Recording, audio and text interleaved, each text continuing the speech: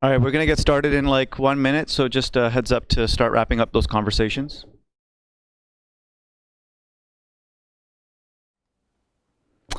Testing with Calgary. I just want to make sure you can hear me okay. Not speaking super loud yet, but it should still be nice and clear. Nice and clear, but maybe a little bit on the low side until I start actually projecting my voice.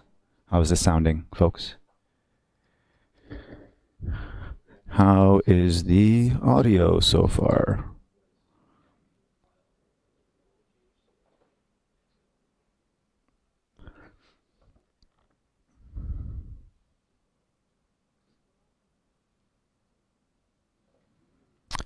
Before I get started, I am going to need more help than usual with questions from Calgary, just because I'll be using slides.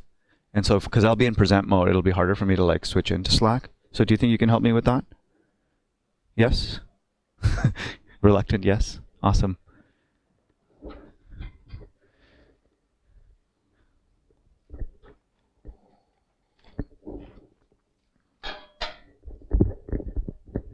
We can hear you loud and clear, but we can't see anything. Yes, Kate, sorry about that. I haven't set up my... you can see the camera, though. You just can't see the screen, right, Kate?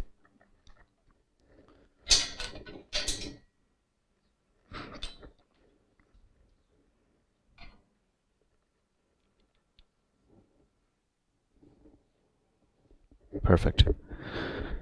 I do have Slack pulled up to my right here, so I will be looking at it, but it is a slightly different style of presentation. So for Calgary, I want you to throw a lot of questions. There's actually, everybody's going to have a lot of questions, I assume. And I am asking for help from a few folks here to help kind of make sure that I'm on top of those questions.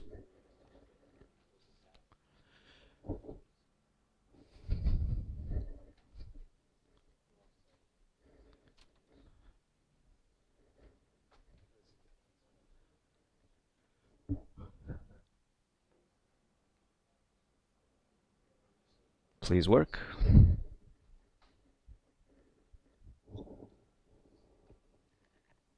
Lovely.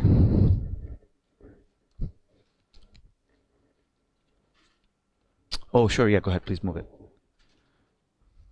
Just setting up the HDMI here, perfect. So Calgary, you should see the screen now, and we are good to go. Kate, can you confirm that you see it? Perfect, thank you. Okay, how's everybody doing? Excited?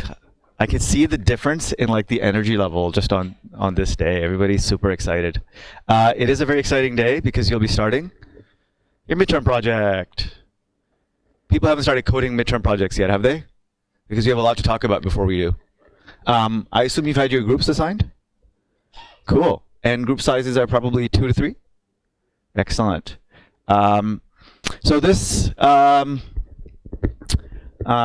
this lecture is going to be very different than my traditional lecture.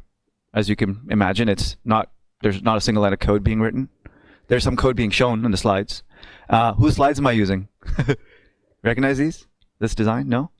This is Carl's slides. They look a lot nicer than anybody else's slides that I've seen. I basically took them, I customized them a little bit in terms of my flow, because one size fits no one, right? I can't just follow his flow exactly. But I do like the design, and I'm going to use this style. And we're going to talk a lot about what to expect and what to do during midterm. We're going to talk about the whole life cycle. We're going to talk about before, kind of like what you should do before you start coding, and actually building your project, so to speak, which is a lot of the planning. But even before actually all of that, we'll talk about the goals. Like, why are we even doing this? What should we be expecting from this, right? Then we'll talk about like what kind of things to consider when you're coding and you're working together on this project. And then, of course, the aftermath of all of this, right? I don't mean the burnout. I mean, the demo, what next week looks like, things of that nature. So we have a lot to talk about. Let me just start off by saying that even though this is usually at Carl's last slide, I kind of moved it up to the top. I want this to be, feel free to like jump in at the right point to ask questions, right? Instead of like saving all your questions to the end. So that way, it's at least, I don't really like lectures where I'm just talking. I like ones that, there's a good pacing, and those awkward pauses that I take allow for those questions hopefully to surface and for us to have more conversations about this stuff. One thing I'll say right off the bat before we get into anything is this is highly opinionated stuff, right? I have slightly different opinions than maybe a Dawn, who's doing actually the kickoff for Final Projects in there right now, then Carl, whose slides I'm using, then Nima. And so because software development is very opinionated, if you remember that from day one, you're going to get slightly different opinions on like how to plan, how to execute. So what I'm going to do is at the end of this, when I send notes out, I'm going to include Don's slides, I'm going to include Carl's actual original slides and his notes, which are probably some of the more extensive notes in terms of, hyperlinks to nice little websites to go for inspiration and stuff like that. He's done a lot of good resource curation. So I'm going to send those out to you as well. Now, of course, you can access them in Compass anyway, but at least it'll be there in like your cohort's notes, right? And in your email, in your inbox. Exciting? Sweet. And again, please help me with Calgary. If multiple people can help me, that's good. I am looking at Slack here, but just in case. Thanks. You, sorry? Oh, great. Thank you so much. In Calgary, same thing from you. I expect questions or even just comments. So we're going to start off with talking about before. This is important. This is probably the most important part than even the during coding.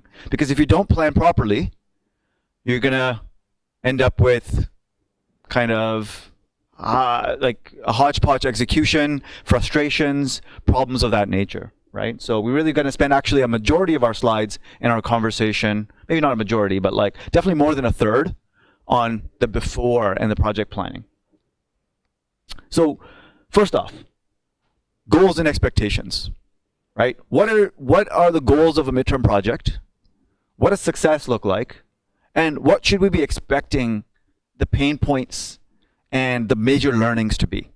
Those are my questions to you. Curious about what you think. Blurt it out for now, or raise your hand, whatever you prefer.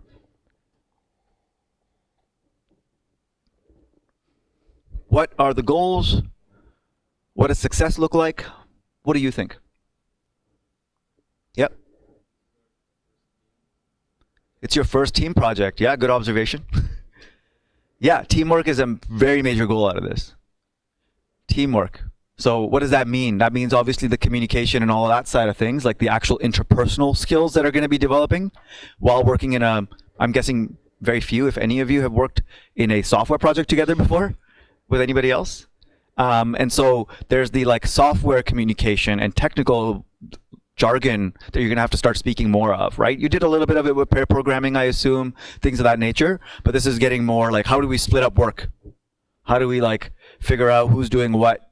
How do we hold each other accountable? How do we communicate? Like what's the, how much should we be talking? All of that stuff will be learned, and we'll talk about it a little bit here as well. So definitely teamwork will be a thing. What else?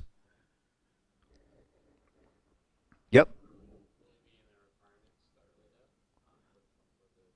Yeah, so we're giving you requirements as opposed to you just conjuring up whatever you want to build. As you may already know, the final project, very different kind of constraints, right? You aren't given a set of potential projects to choose from. For the final project, you get to choose whatever you like. You get to choose your team. So for midterm, the goals must be different for those constraints to exist, right? So let's enumerate those. We are giving you a project. Pretty much. I mean, we're giving you a little bit of creative freedom so you're not feeling like everybody's building the same project. But ultimately, it's about keeping that constrained. We're setting the teams, right? And we're telling you what stack to use. You're going to use Node, you're going to use Express, you're going to use Connects, things of that nature, right? We're not letting you choose. What does that sound like? It sounds like the real world, right? You don't really get, for the most part, any say in who you're going to be working with. You maybe get to meet the team for a little bit before you accept that job, but like ultimately you don't, right? Same thing with the project, and in terms of the requirements of it, you may be able to influence them, but you don't have total creative freedom. So the midterms goals is actually, it's funny, it's kind of backwards, is more to mimic the real world than the final project. The final project is more the creative freedom, show us what you can do, show the world what you can do, and be as creative and crazy as you want. I mean, obviously, with success in mind, right? And so just an important thing to keep in mind about what's the goal of the midterm, right? And because the final project is more about show us what you can do, you have more time as well. That's the other constraint, by the way. Midterm, less time. That sounds like more like the real world, doesn't it? Versus the creative freedom side where it's like, it's a hobby project, take your time.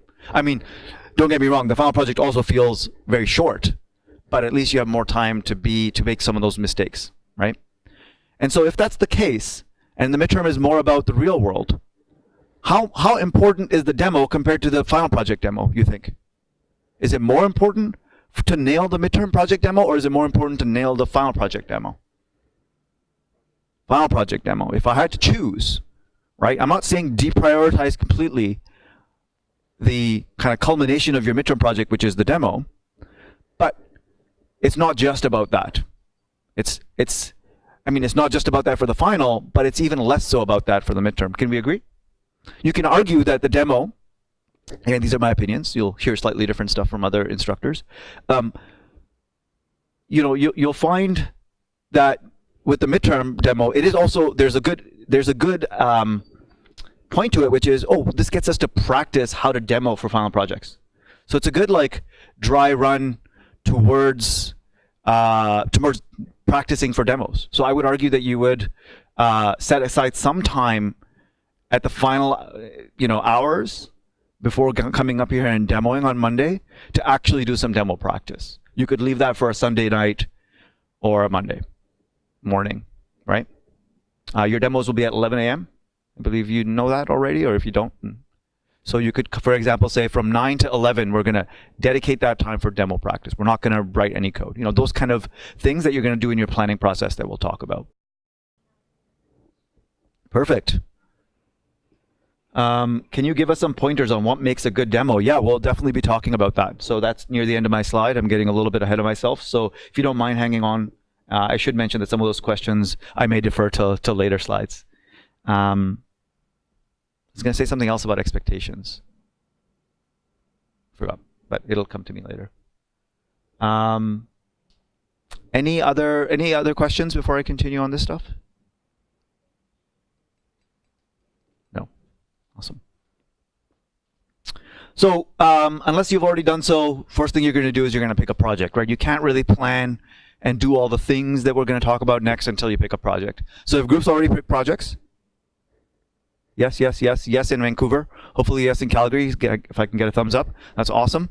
So I don't really need to go through these, right? I don't want to spend time talking about these project selections or project options. You have them in Compass. I'll say that some of them are more front-end heavy than others. For example, the Wikimap is more of like a Google Maps API, most likely, right? And so there's a lot more kind of front-end JavaScript. Or, for example, you could argue that the card game could be more front-end, and you're going to have a little bit more option there. And others are a little bit more traditional, like the smart to-do list, but also API heavy. So, you have slightly different kind of flavors of where you want to be focusing your learnings a little bit, right? So think about that versus maybe more of like which idea you like the most, right? Which is the app that you'd use. Because the goal here isn't to build an app that the real world will use, right? We're not going to talk about the things that we'll leave for final project, which is how to actually pick a good project. Oh, we froze. Okay. That's not good. Did the audio freeze? Did the video freeze? Both? Well, me talking is not really going to help.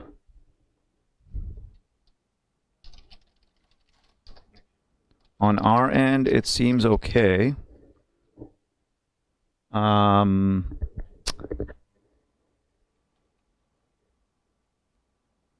wait.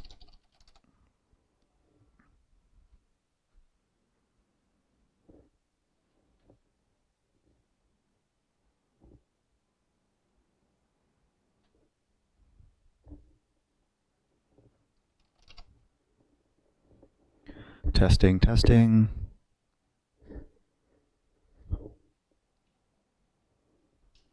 All good. So it must have been just a blip on maybe the YouTube side or on the internet side of things. Perfect. Thank you, guys. So yeah, we won't talk too much about the different projects. Again, the most important part of all of this is planning, right? How are we actually going to execute this? A lot of it, of course, has to do with, figuring out teamwork, right? By the way, I forgot to ask on the expectation slide. This is what it was. What do you expect will be the most difficult part of the midterm project? What do you expect will be the most difficult part or parts of working on the midterm project? Sorry? Sorry? Where to start? Where to start is going to be difficult, but not the most difficult.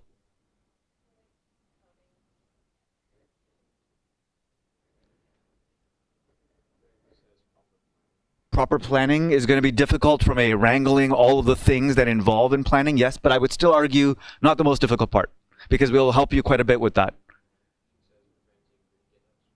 Yeah, actually, that's exactly it. It's the Git collaboration piece where it's the first time. That's why we have an assignment right before the midterm project.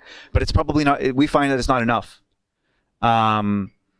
There's maybe just the I have to go through this for the first time, and it is going to be painful, and we'll make mistakes.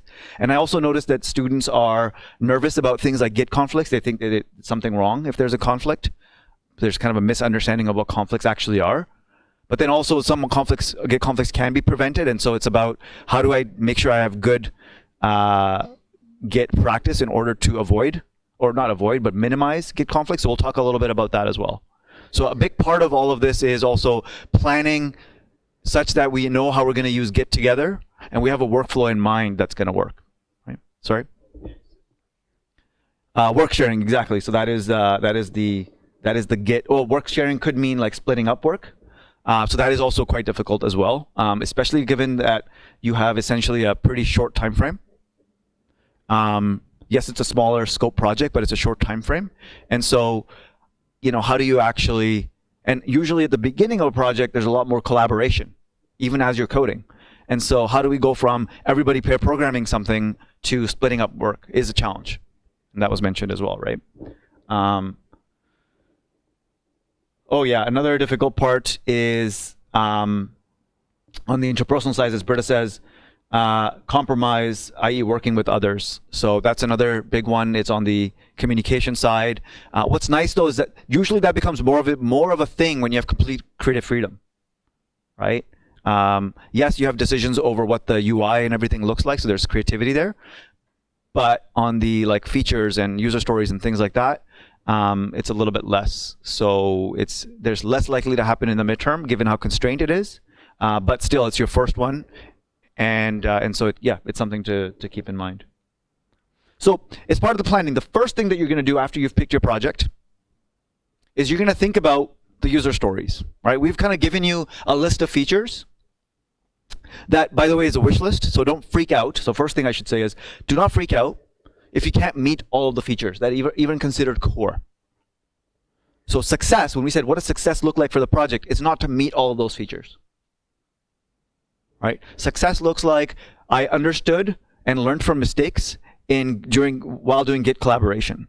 We were able to follow the planning process well, such that our execution was mostly correct. As in, we didn't just throw away all our planning. Success does look like we were able to successfully demo our project. You can't, part of the success, unfortunately, whatever that percentage is not, it is, okay, we were able to demo it, we were able to show the product. We didn't just say, oh, we built a bunch of stuff, we can't show it to you, here's some wireframes. That's not ideal, right? It's only happened once or twice, as far as I remember.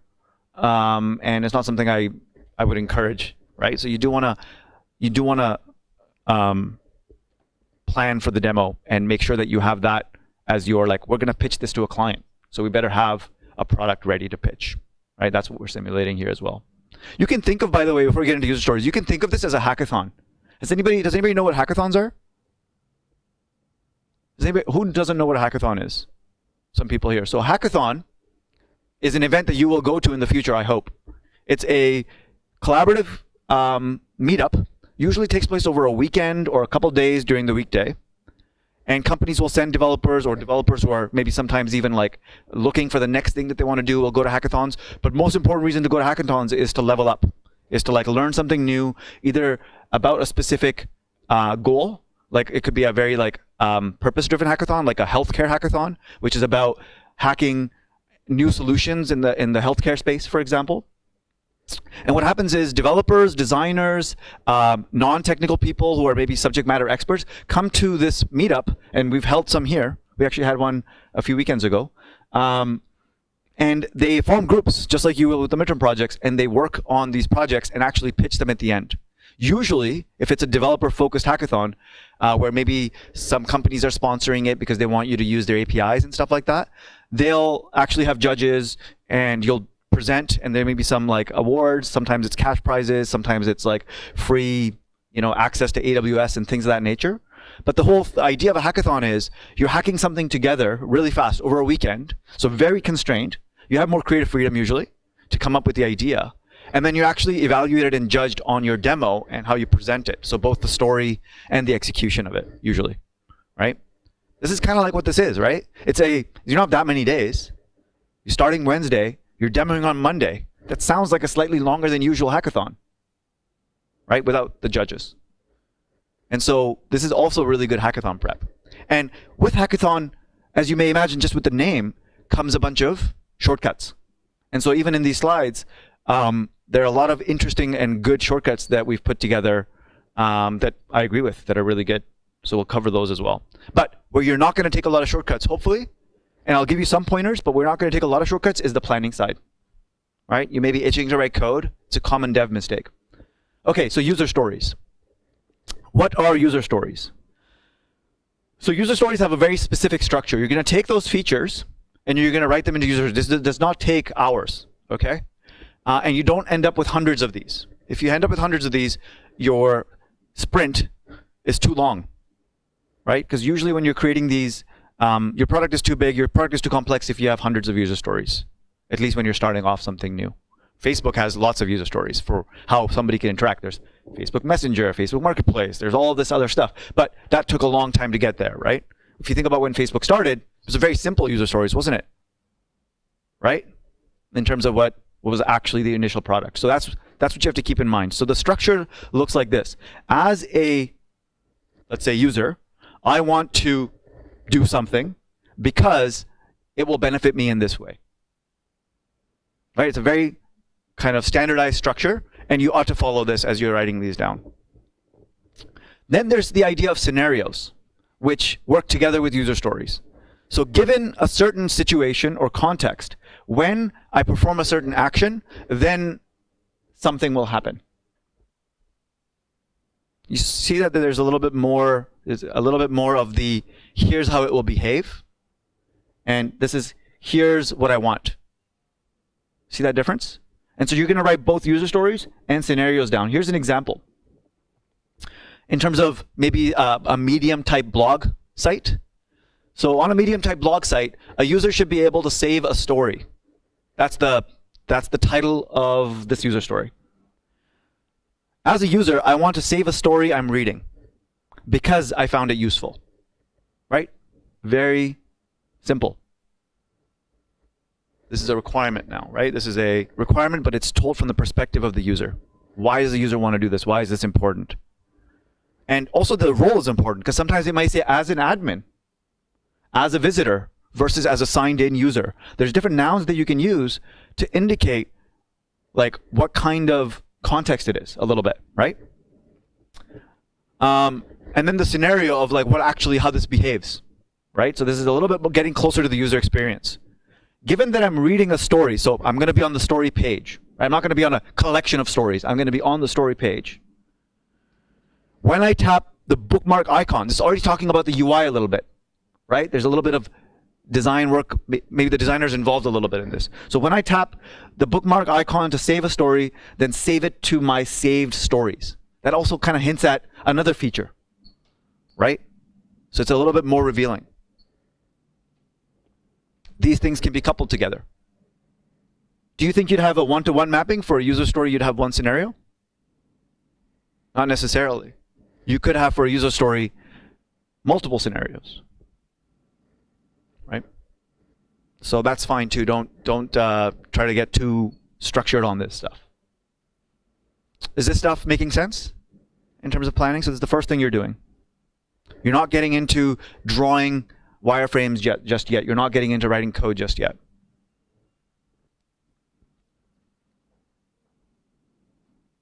You're obviously going to be thinking about features as you're writing these user stories, right? So definitely when it comes to features, what's the biggest challenge?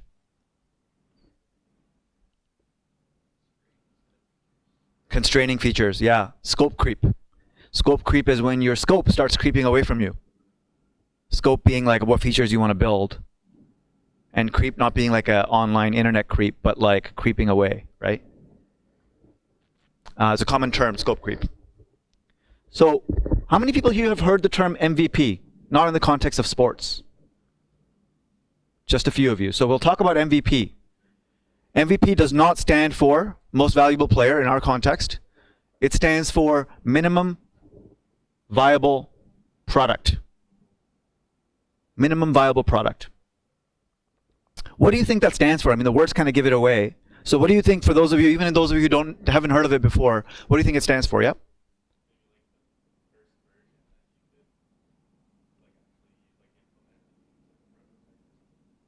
Yeah, maybe a first version, just to repeat that answer. Maybe a first version that's like a prototype. Again, you have to think about goals, right? Minimum viable for what? Is it viable to potentially just pitch in like a investor demo? Maybe the first thing you want to do with your startup that you're building an MVP for, because the word MVP is used a lot in the context of startups. Maybe you're just pitching to investors, right? You realize it's going to require a lot of money to build this product. In that case, your MVP goals are very different than a hackathon, right? Because maybe it's a lot more about that research and also about kind of a fake demo that's not really the product itself.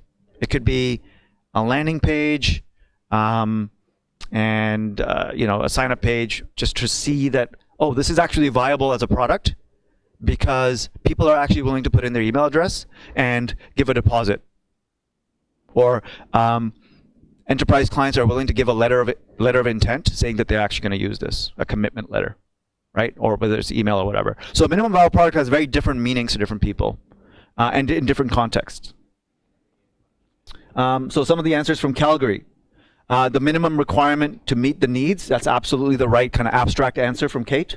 Viable for deployment, depends actually in the context. And core requirements, yes, but again, they're manifested very, very differently, right? Depending on the context. So I would argue actually, if a minimum viable product is, and some would say that it's the minimum workable version, not necessarily something you'd pitch to an investor, but actually you can get users on to see what's called product market fit. Again, we're not going to focus on this stuff too much because we're not talking about business and startup school here, right? But one common definition of minimum viable product is I can actually build something that people can use with the least amount of effort, that people will actually tell me if this is a product market fit. Is this actually solving a problem for them? Are they willing to actually pay for it? It's a test, it's an experiment. And that's what the startup definition of an MVP is, right?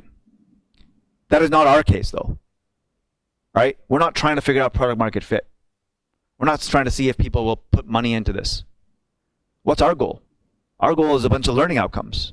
So I would actually argue that we're not building MVPs. I would argue that we're building minimum viable demoable product, or MVDP. I don't know, something like that. Because our goal, similar to hackathon, is I want to be able to demo this thing such that it looks like it's working. Again, similar to the investor pitch sort of thing. But it's not going to be ready on Monday to onboard users. That's the difference, in my opinion, between the classic definition of an MVP, which is we can bring on users and get them to use the product and tell us what they think, versus a demo per product, which you can show people and you're hand waving a bunch of stuff because not all the features are actually implemented. So we'll speak to that a little bit as well. I like the slide from Don's presentation, so I stole it. He likes to show this Winchester Mystery House. Does anybody know about the Winchester Mystery House? I didn't until he told me about it. So this is actually a real house. Of course, it's a real picture. And it's actually owned and built by the wife of the Winchester rifle guy. obviously quite wealthy. And so the story here is that it's a pretty obscure story, not really too related, but I find it really entertaining. The husband passes away, and the wife is really into psychics. So she goes to a psychic and says, what do I do? And the psychic tells her that she's channeling the ghost of her husband, and that the husband wants her to build a mansion to trap the ghosts. I think the ghosts, either his ghosts or the ghosts of all the people that the rifles have killed, or something like that. And so she's like following the instructions of the psychic to like get this house built. And you could see how it's like evolved, where there's just like, it's kind of a little bit of a monstrosity where there's like different architecture happening. And it's always under construction, or for a while it was, until I think maybe they ran out of money or something. And the funny part about all of this is the psychic's wife was the general contractor that was working on the house. So clearly there was a little bit of manipulation there. But it's an interesting story if you want to look it up on Wikipedia after the midterm project. Why do I bring it up? Don't build a project that just has the scope creep of like constantly, let's build this, let's add this feature. Don likes to say that these are the 5 most dangerous words in software development, in the planning phase. Wouldn't it be cool if? Right? Wouldn't it be cool if you hear yourself saying that, what are you going to do? What you could do, if you're hearing yourself say, wouldn't it be cool if, is ask why. Is it cool from a feature perspective or from a learning perspective? And regardless of the answer, write it down, you're going to potentially write it as a stretch feature for your project. So once we're done, the core that we've identified, that we think from the list that we're given are really our subset, that is our core, maybe some of the core that we're given is actually stretch, or maybe we're actually going to create some of our own stretch, of course, by talking with teachers and making sure those make sense, right? But your wouldn't it be cool really should be, wouldn't it be cool if we had something to demo? That should be your wouldn't it be cool, right? So I like Carl's approach in terms of how he tackles those dangerous words.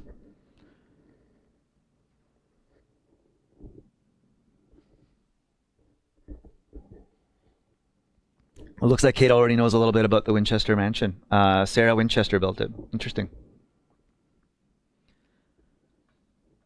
Any questions, thoughts, comments, concerns, stories? Out of curiosity, anybody here or in Calgary have experience with product management or project management? Those are slightly different or quite different, but has anybody got experience with that? Project management, yes? Product management, very cool. Tell me a little bit about it.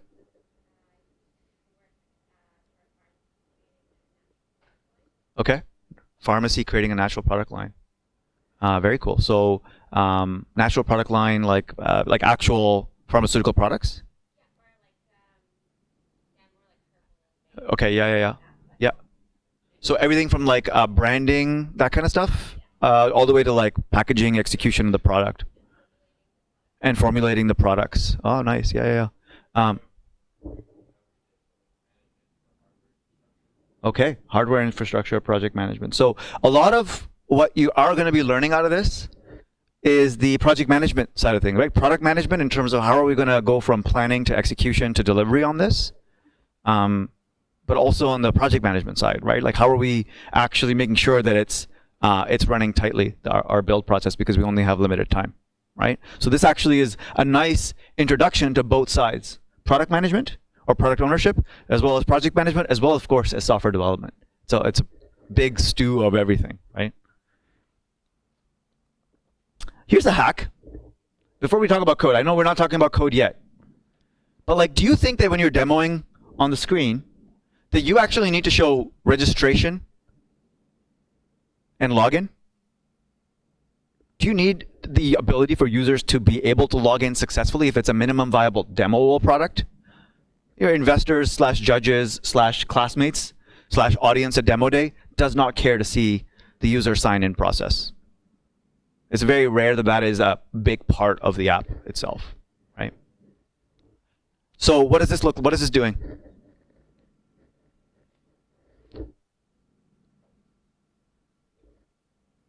there seems to be a user ID. So you could argue for, well, we need the ability to have user IDs because we're going to attach data to a user. So I'm not saying you don't have the concept of users. What is this saying?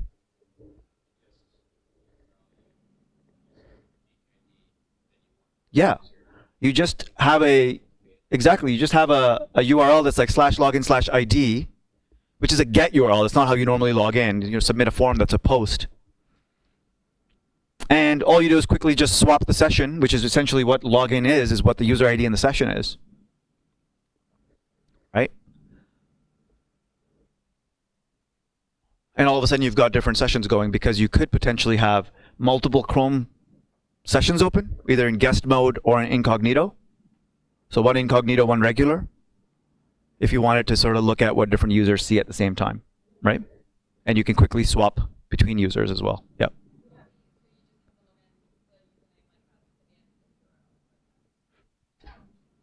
It could be username. In this case, it's the ID. So it'd actually be like /login/5. Because you know in your users table that you do have that there's a user with ID 5. Right? So yes, you'll still be loading the user from the database. You'll still want to be persisting the user. But you don't need to have a registration because you can just seed the user. Right? You can seed that data. We'll talk about that a little bit. And then you can just switch to that user. You may still want to make the login form kind of look nice, maybe. Or if it's going to be the nav, like you may want to spend a little bit of time on the design.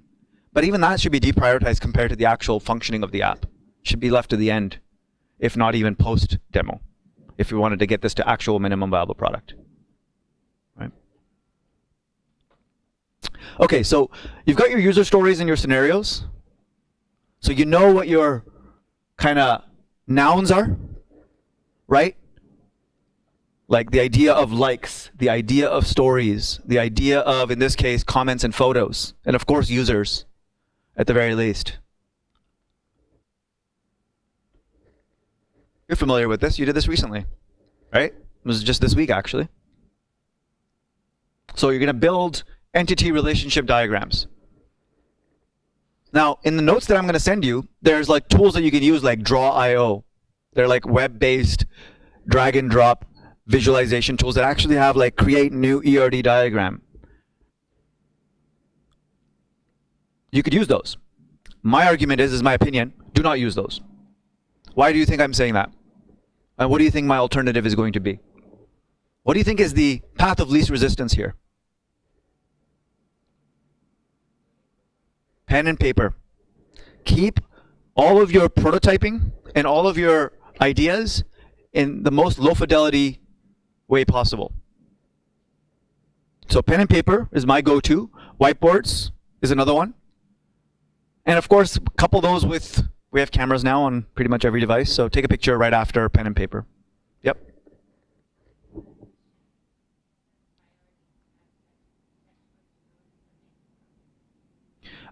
So great question from Gurgly, GG, remember? Yeah. What has priority, to add stretch functionalities or make a project user ready? I would argue that neither of those are the priority. Stretch functionality is definitely not priority. And making the project user ready, which is minimum viable product, is also not a priority. Because if it was, then you would be able to allow them to log in and things like that. So really you're making it demo ready, which means you're hopefully getting to the core requirements to be able to demo something. And you're actually keeping the demo in mind. Now, what's more important than the demo, of course, is your learning, right? So you're also keeping that in mind. When you're looking at what features to prioritize and to build, it's not really about the user. You're not actually being empathetic to the product market fit and to the user. You're being empathetic. You're actually being selfish. This is what I really want to build because this is what I want to learn, right? Is that a fair enough answer?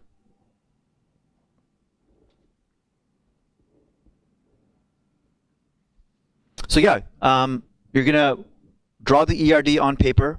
You're going to, or draw it on whiteboard. And if you're using the whiteboard, or paper actually, immediately take a photo of the thing. Whiteboard etiquette, especially when there's two cohorts that are starting final projects and both starting planning. Obviously, we have limited whiteboard, white wall space in here, and I'm assuming in Calgary as well. So whiteboard etiquette is obviously don't hog the whiteboard for too long. It's not yours for the day. It's not yours for the whole hour. Like, try to be efficient with it. And as soon as you're moving away from the whiteboard, you can assume that stuff's going to get erased. So take a photo. Right?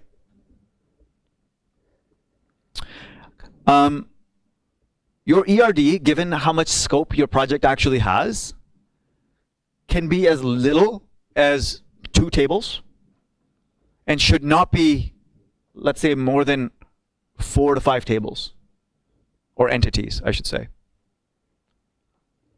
Right? You don't have the bandwidth because you're going to be implementing the migrations and all of that for this stuff, right? And so, and all the queries and all of that. So there's no luxury to create so many entities. Of course, they could be stretch, right? That you can add later, and you can always add more entities later to your ERD. It's not frozen, but it's your initial. This is what we're going to build. You're going to get this approved by a mentor.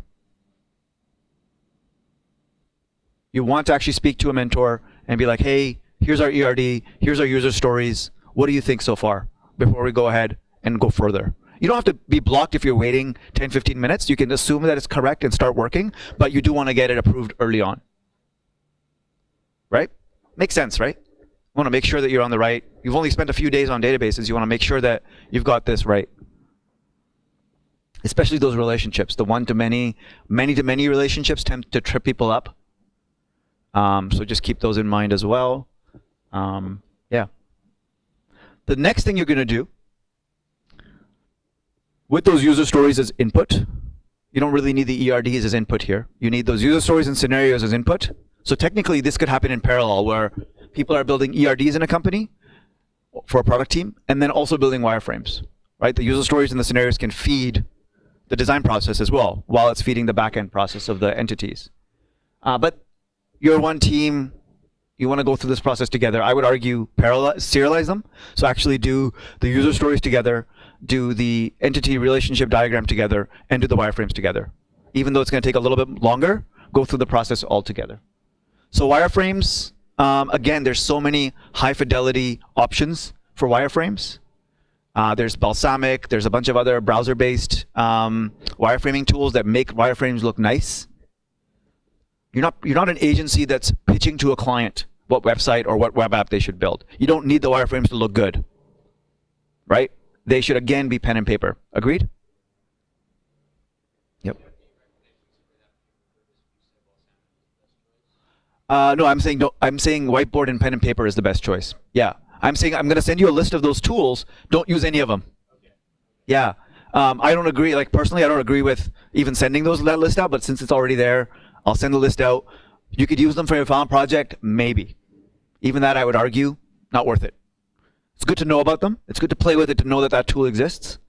But even in real agencies, which consult and build apps, if you go on their blogs and stuff, a lot of the, especially the UI UX focused ones, will use sticky notes and pen and paper. There's a lot of conversation online in blog posts and stuff around the value of low fidelity wireframing and UX development versus high fidelity stuff like Balsamic and tools of that nature. Yeah, then you have to maintain that file and all of that stuff, right? Even if it's a free tool and there's no cost associated with it, there's a lot more time used to be able to build out that particular page, right? Yeah, it looks better in the end, but like you're not designing it exactly like that anyway, right? So it's great for impressing clients, I would argue, and nothing else. That's my opinion. You may get counter opinions on that. So you're taking those user stories. As a user, I want to post a photo because I like to share my experience with friends. And you're building out what that user experience looks like in terms of the different screens and the different journeys that the user is going through. Now, when it comes to the user experience part, which is where the wireframes really start to come in, there's different schools of thought. Some teams will actually make the user experience, the wireframes, look exactly, except for the aesthetics, like the actual, what the layout of the page ought to be. They'll say there's a button on the top right, there's a button on the bottom, and this is what the content layout looks like. That's a very common kind of approach to user experience wireframes. So that when they're given to a designer, the designer is simply adding the aesthetics to it, but not really thinking about where to place things. Right? Another school of thought with user experience is we want to get the requirements of what the interaction points are, but we don't care if this thing is a drop-down that shows up inline or in a pop-up, or maybe it's not a drop-down, maybe it's 3 radio buttons, maybe it's checkboxes. And so it's a little bit more loose and fluid, and up to the designer to actually have some more creative freedom in terms of how to think about the actual experience as well a little bit on the UI side. What's the UI experience like versus what's the flow like, right? So there's different schools of thought here. You don't have, I mean, you could go either way. I would argue that since you're limited in time, you probably, when you're developing your UX, most likely those wireframes are how it's going to end up looking. Unless you're like, oh, like I'm just running out of time, and we decided to make this something fancy in the wireframes, but we're going to have to limit ourselves to a drop-down, as opposed to some really funky JavaScript-powered, maybe a 5-star rating. You're like, oh, wouldn't it be nice if you could hover over and like select the stars? Yeah, that could be in your wireframes. And then come implementation, you're running short on time. What are you going to turn it into? Maybe a 1 to 5 drop-down, right? That's an example of, okay, well, we wanted something a little bit more creative, but it's okay that we're cutting a corner here to get it demo ready and to get it functional. Any questions so far? Any comments? Is this stuff valuable so far? Yeah, somewhat. Back? It's a great question. Is responsive design a priority for this?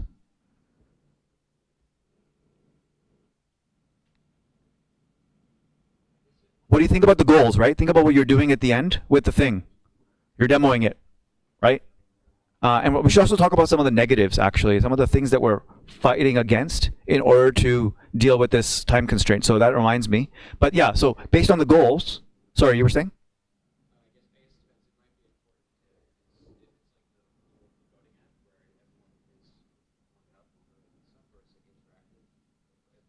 So if it's a mobile app where people are all like in the audience grabbing their phones and going to a URL, I've seen this on demo days for final projects usually, right?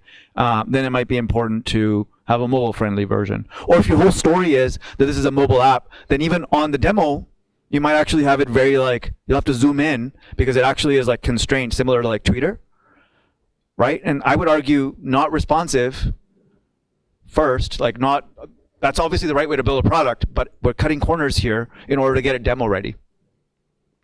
And that's actually some of the negative stuff I forgot to set as expectations. Your code is not necessarily going to be super clean. It's not super clean in hackathons. You're scrambling to meet a deadline that is unrealistic, right? So your code is going to be messy. So you'll obviously try your best to keep it clean, but you're not looking at the most performant code. You're not looking at the most maintainable code because you're not planning to maintain this project beyond the demo. It's not a real startup. It's a hackathon, right?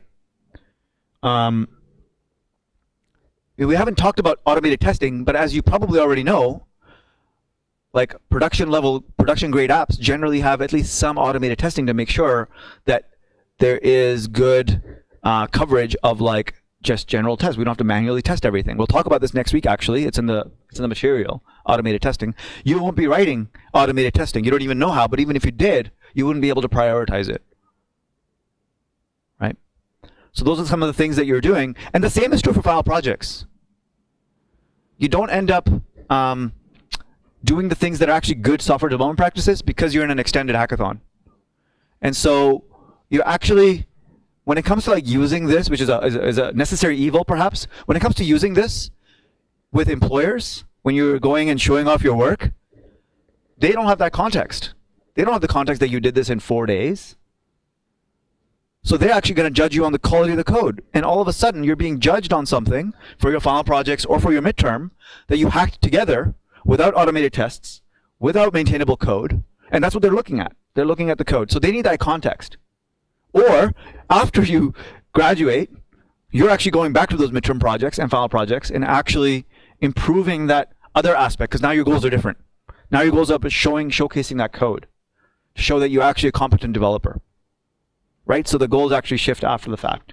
Something to keep in mind. Looks like they just took a break. Probably a good time for us to take a break as well. What time is it?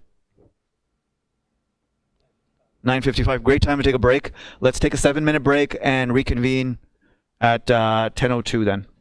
Thanks, guys.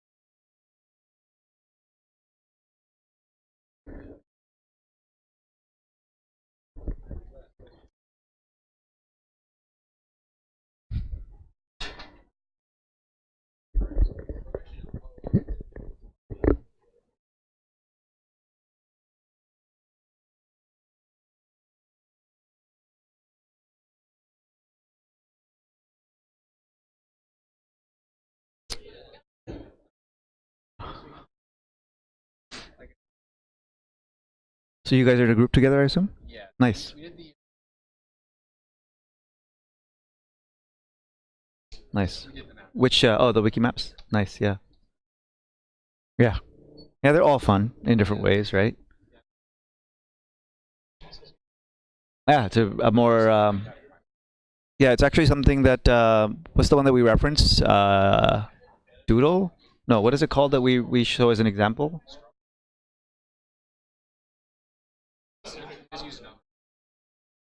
It's actually like a real world one that's quite popular. I forget the name. It's something Oodle.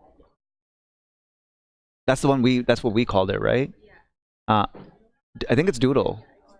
Yeah, you can use, which is sounds so weird of a name because doodling is like something else. But like you can use Doodle to do like pick a meeting time and things of that nature. I think.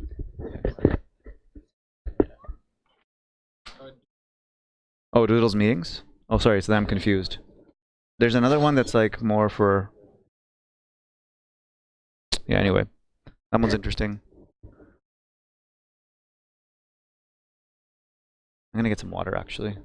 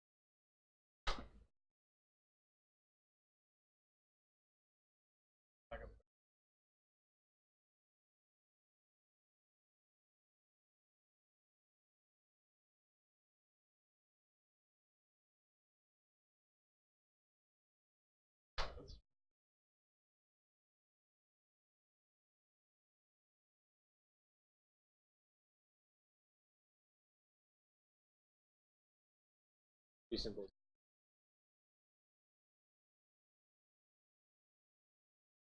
Yeah, I mean, just start.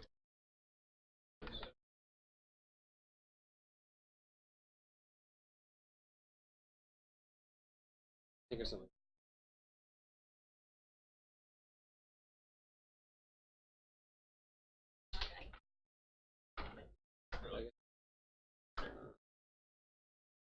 Where, so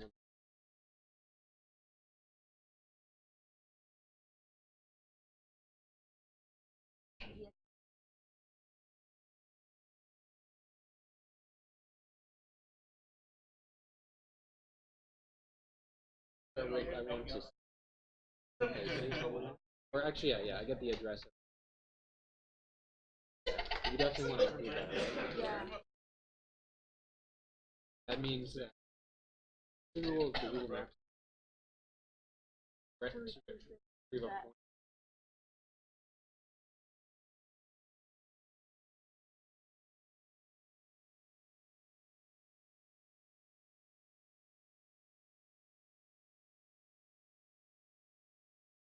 It'll just let me.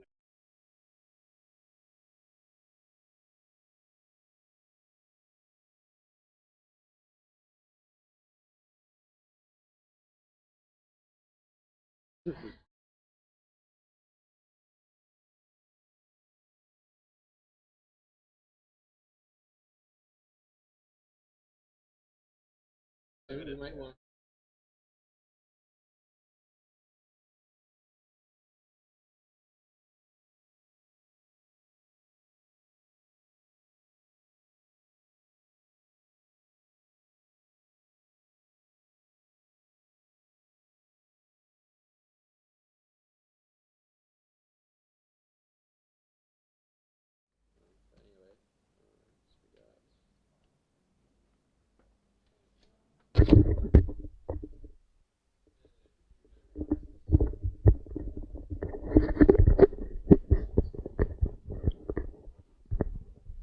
Okay, let's resume. I just want to make sure everything's working for Calgary and that they're back before we resume. Calgary, can you let me know? Greg, Kate, Britta.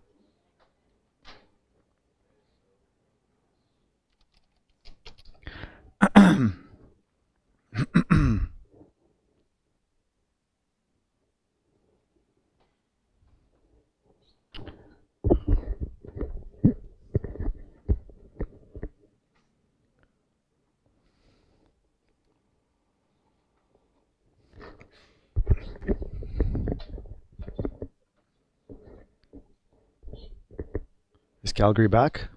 Hello?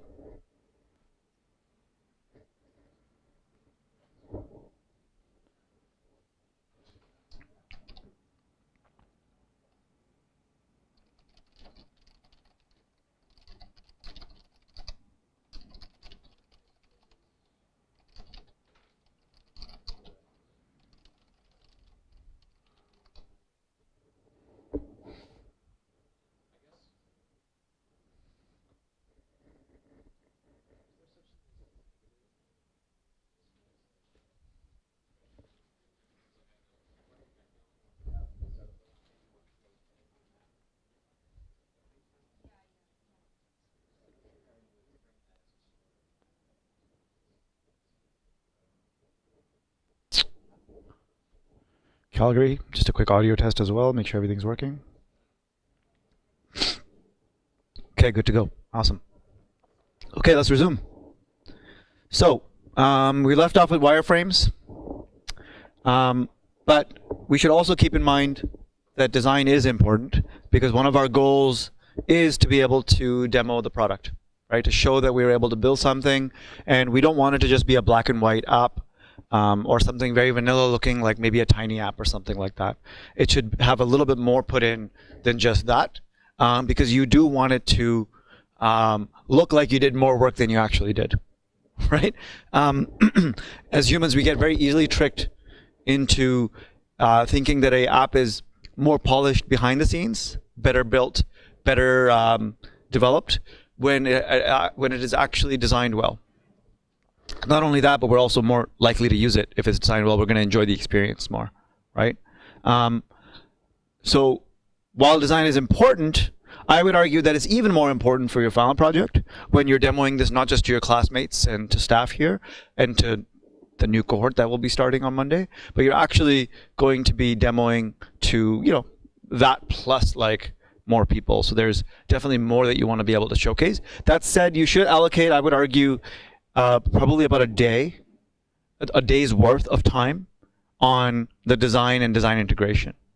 So if you're going to leave design, for example, to the tail end of the project, if that's what your group decides, then you probably want to leave like Sunday all day. Oh, one thing I forgot to say, get ready for like a pretty intense weekend. Like this weekend compared to all others that you've had in the past will be more intense.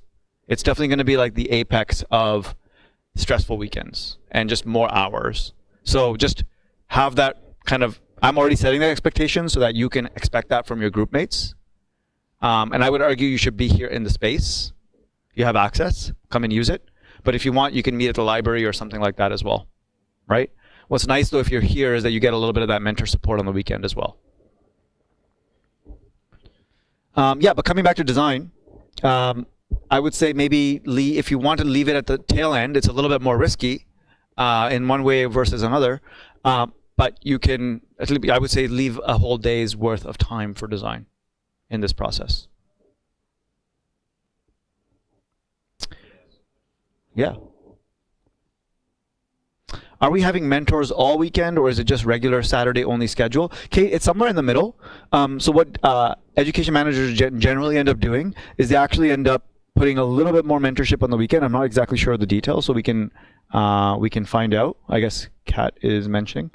You get a little bit more support because we do know that it's a heavier weekend, but it's not like all weekend support or anything like that. Of course, you have a lighter mentor schedule than you would on a Friday, right? So you definitely want to be leaving some of the less risky things to the weekend versus the high risk things to the weekend.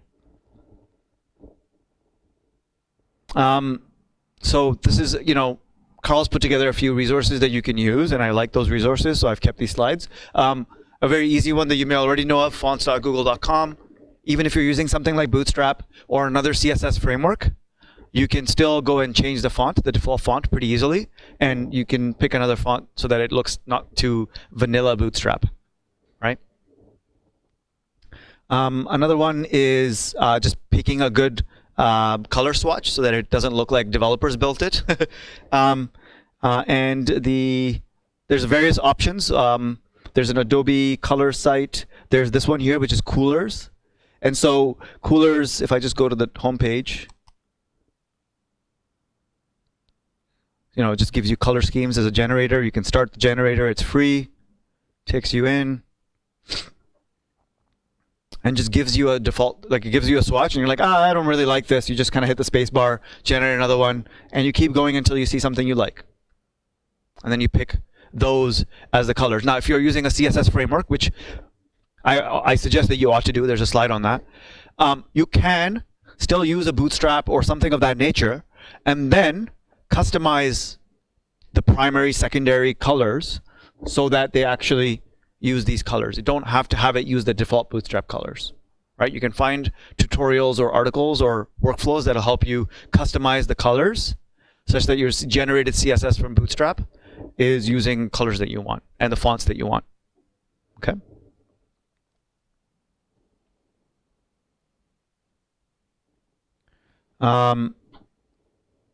So that's colors. And then, yes, we talked about using a CSS grid and UI framework, so you're not building buttons from scratch, you're not building the grid from scratch. And the one that you're familiar with somewhat is Bootstrap, right? But that doesn't mean that you have to use Bootstrap. I really like the semantic UI one. It has its own look and feel, slightly different, and slightly different CSS styling or naming conventions. I've never looked at Groundwork. Bourbon and Neat is something we've used. I've used. I would say they're a little bit more flexible and slightly. They give you like mix-ins in Sass, but they don't give you like, oh, just use these classes and go. So they're a little bit more setup work initially. So they're good for like the long run and maintainability of the project, but I would say probably stay away from Bourbon and Neat, which are obviously inspired by whiskeys. Yeah, stay away from that for this project, I would argue. Skeleton is a good popular one. Bootstrap and Semantic are probably, and Foundation. So I would say in this list, I don't really know Bulma and I don't know Groundwork, but I would, so I can't speak to those, but Bourbon and Neat, I would say just from a maintainability standpoint is great, but not great from like getting started standpoint. Yep. Opinionated favorite, in my opinion, is Path of Least Resistance, because you're going to want to customize the look and feel anyway. So I would say it's okay to go with Bootstrap, and it doesn't have to be a learning outcome that I want to learn another CSS framework. It's too early to have that learning outcome. It's not like your learning ends at even the Phylum project. You can still continue to use Bootstrap for your Phylum project even, one could argue. And then if you really want to go further, you can pick one of these for your side projects after you graduate, right? I don't think it's necessary. So for sake of simplicity and because it has the biggest community support, Bootstrap might be the one that you want to pick, my opinion. But you can also be a little bit more bold on the front end because that's what your group's objective is maybe, right? Cool? Okay, we're still in the planning phase, guys. Remember, like we're planning the design. We're not designing yet, right? We're just thinking about what we're going to use. Routes. So once you've got your user stories, your scenarios, your wireframes, your ERD, you can actually, once you've got your wireframes, especially, you can start thinking about what those routes are going to be. What are the pages that actually need endpoints? And so you should actually, again, on paper or whiteboard, or even in a text editor, write out your routes. Right? One common mistake that I see students making for midterm presentations is they conflate Tweeter and TinyApp, and they forget that they have the ability to build both a server-side rendered EJS-based Node app like TinyApp. There was no JavaScript in TinyApp. There was multiple pages. Agreed? New page, show page, edit page were the three major ones. Is that right? So index, show, edit. And then in Tweeter, we actually built only a single server-side page, one EJS file. And then everything was done kind of with AJAX requests, right? With jQuery. And I think, and maybe this is our mistake, I don't know, but students end up either doing a Tweeter-style midterm project or a TinyApp-style midterm project based on which project they select and which kind of path they prefer. But what they don't realize is that they actually do both. You can have a site, and this is very common. Compass is an example of this. GitHub is an example of this, where it's a multi-page app like TinyApp. There's multiple routes with server-side EJS. Okay, stuff being loaded from the database, being rendered on EJS that comes down as HTML. You click a link, it does a GET request. It doesn't do anything fancy like an AJAX request. Okay, but on a specific page, when you get to a page, you want a little bit more interactivity, and on that page, you have client-side JavaScript that maybe even makes some AJAX requests, a la Tweeter. So you can mix and match both server-side and client-side logic. Or in other words, multi-page app and single-page app. You remember the acronym SPA or SPA from Tweeter? Your whole app doesn't have to be a single-page app. Your whole app can be a multi-page app with a single-page app on this page because it's a very dynamic page and it has some AJAX requests. So keep that in mind when you're building your routes. Is this route server-side rendering the HTML? Or is this actually a route that is going to be posted or get because, I don't know, it's a search autocomplete, right? And the search autocomplete is not something that is going to constantly be responding with HTML. It's actually going to respond with JSON. And we're going to be making an AJAX request to search autocomplete as the user is typing in search results. Now that sounds like a stretch feature, but I'm using it as an example. You with me? Of course, nothing here is set in stone, but hopefully this plan is what you execute. You may have missed a route. You may decide to turn a Ajax route into, well, we don't have time, let's just do a server side here. Right? Let's just do a multi-page app. You can definitely change it up a little bit. It's not the Bible, right?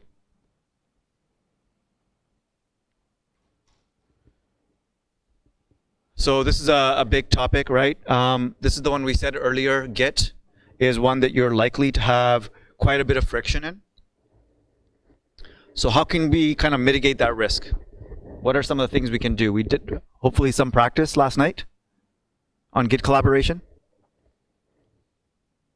But honestly, it doesn't end up being enough because you need to kind of go through the real world practice on it. The most common thing I find with Git is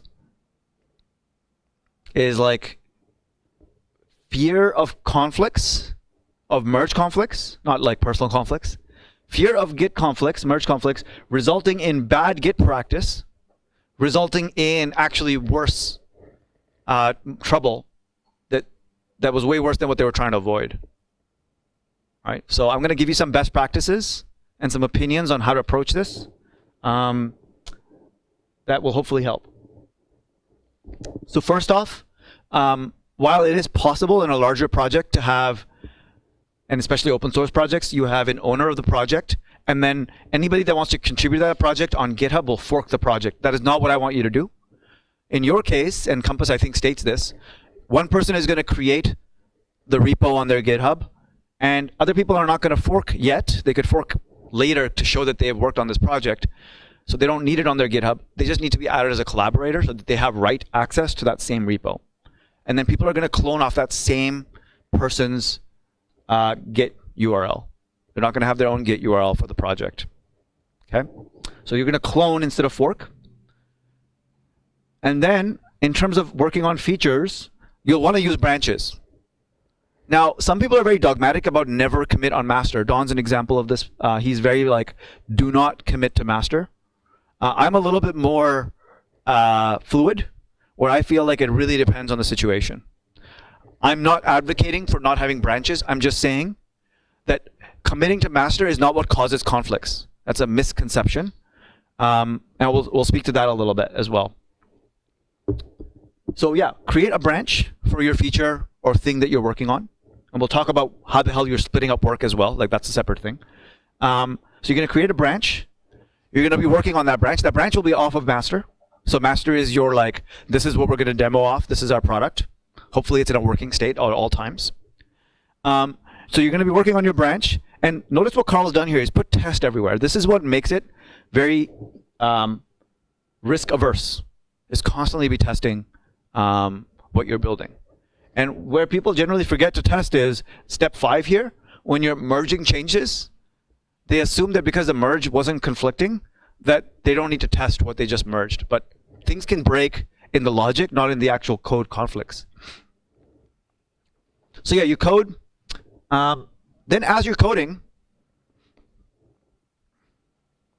this is the big confusion that people have. They forget to keep their branch up to date with master. So let's say you're split into 2 streams, right? And one stream is just working on smaller, quick wins. And one stream, the other pair or person, is working on a longer kind of thing that'll take them a few hours versus a few minutes. And this other stream has like created 3 branches and merged them into master. Because that's the ultimate thing that happens to a branch is it gets merged back in, right? The mistake happens that the person that's working on the longer running branch doesn't keep their branch up to date with master. So you're working in a small team, you're not a remote team, might as well collaborate and communicate in person saying, hey, I just merged into master, which is step, I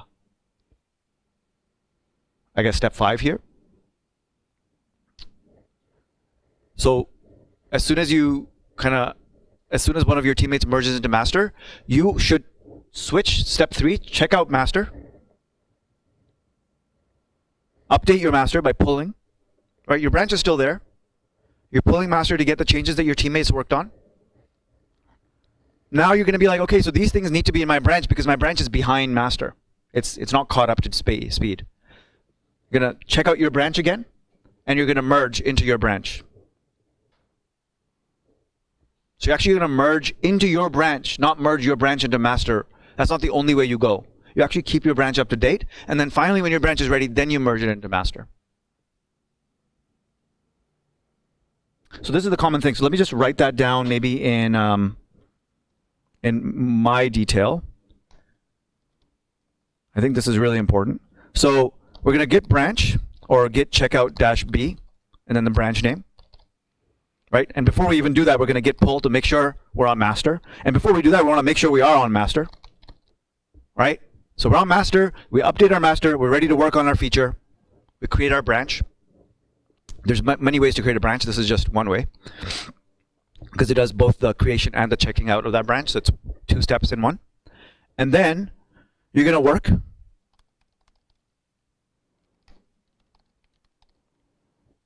Right? Actually, you're going to code. You're going to talk to your teammates. You're going to code. You're going to talk to your teammates. Let's say you hear from your teammate saying, I merged to master. Right? So master has been updated. At that point, you're going to say, okay, I'm going to maybe commit my changes. They're not ready yet, but I just want to get them committed.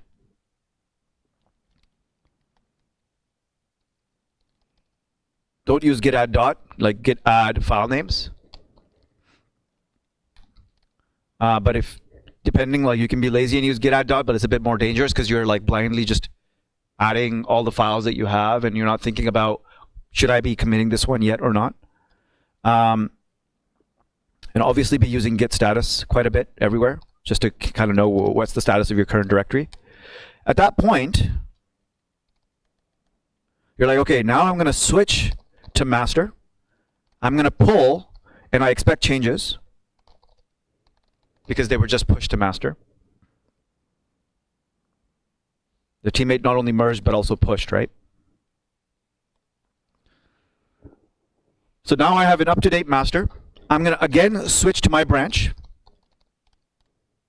Without the -b, I'm not creating the branch. I'm just switching to it, so I'm checking it out. And then git merge master. This is saying that into my current branch, I want to merge from master. This is not saying git merge into master.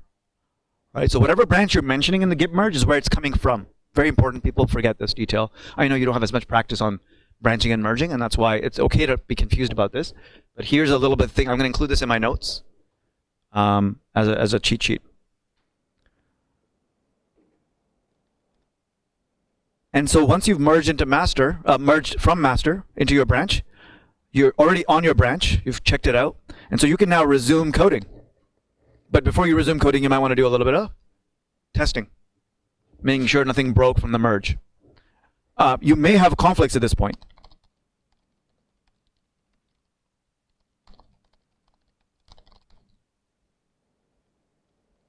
Don't be afraid of conflicts. Get conflicts. While some of them are avoidable, they're inevitable, some of them. And so it's about sitting together with your teammate, the one that changed something and you changed something, that are on the same line of code or the same file. Maybe they just adjusted some indentation and you also edited that same line. And so it's a very easy one where it's like, oh, I just changed the indentation. You can see it in the diff.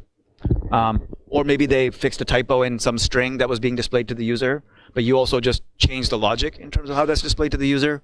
You know, obviously more communication can avoid some of those conflicts, but it's okay. One of the things you're hopefully going to learn here is how to deal with Git conflicts. It's a really important learning because it's not completely avoidable. So you'll maybe manually fix merge conflicts here. What's nice about this is you're fixing the merge conflicts into your branch. So if you do screw it up, you're not screwing up master. You're screwing up your branch. And then you can fix it, right? And so master always ideally stays more clean.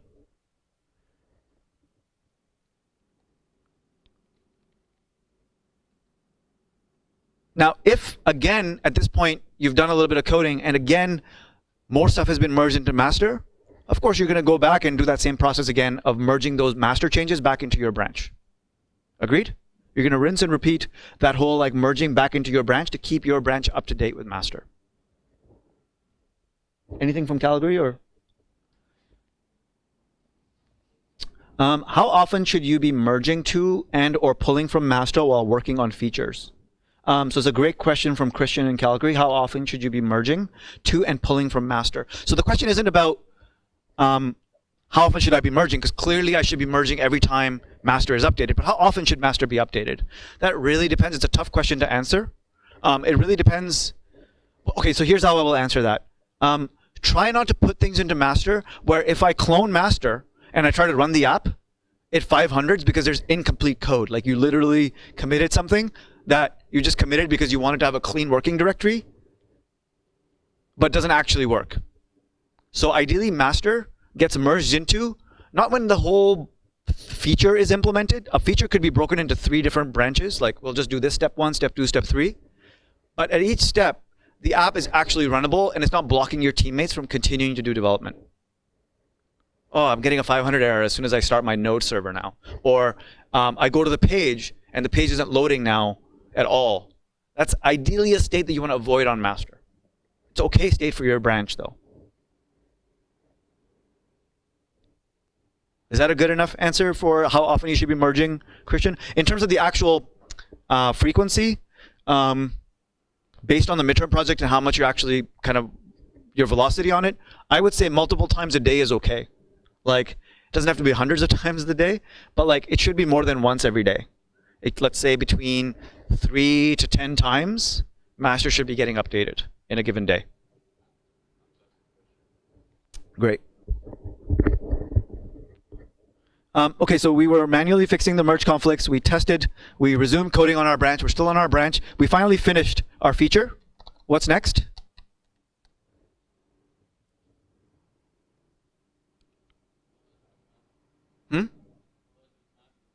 Merge with master is a good answer, but actually this is a trick question. That is the final thing you want to do. But what I normally do, again, if I'm not caught up to master, there's more chance of conflict, right? So I don't want to have a conflict in master. I don't want to be dealing with conflicts in master. I want to be dealing with conflicts in my own branch and merging generally. So I'm actually going to do the same thing. Follow master update procedure, which we can call, where's the master update? This is the master update procedure, right? I'll clean this up a little bit more later, but before I send out the notes, but this is the master update procedure, which is assuming master has been updated. So first you're going to, again, get your branch caught up to master, and then merge into master. At this point, you already know you're caught up to master, so the merge into master will have a guarantee of 0 conflicts. Because there's no new commits in master that you don't already have.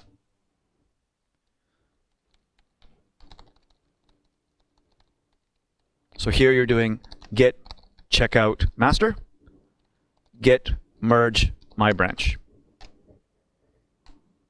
And then of course, git push, and then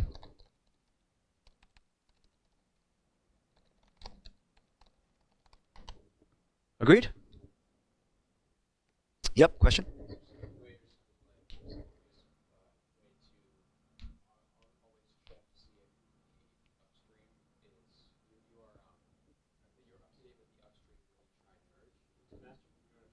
Yeah. The question.